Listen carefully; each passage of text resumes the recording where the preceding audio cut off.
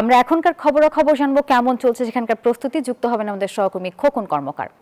খোকন, জানাবেন প্রধানমন্ত্রীর সফরকে ঘিরে শেষ মুহূর্তের প্রস্তুতি আপনি কেমন দেখছেন, একই সাথে চাঁদপুরবাসী কি বলছেন? নাফিসা, প্রধানমন্ত্রী তারেক রহমান আগামী 16 মে শনিবার কিন্তু চাঁদপুরে আসছেন।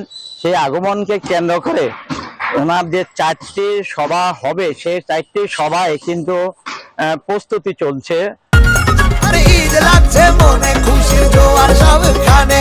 আরে ঈদ লাগছে মনে, বিকাশ পেমেন্ট সবখানে।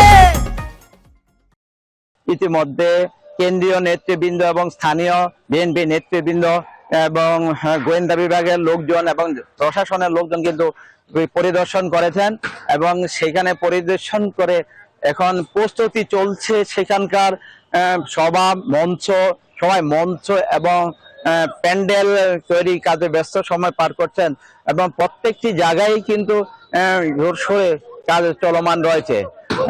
আমি তার সময়সূচি বলতে চাচ্ছি যে তিনি সকাল 8:30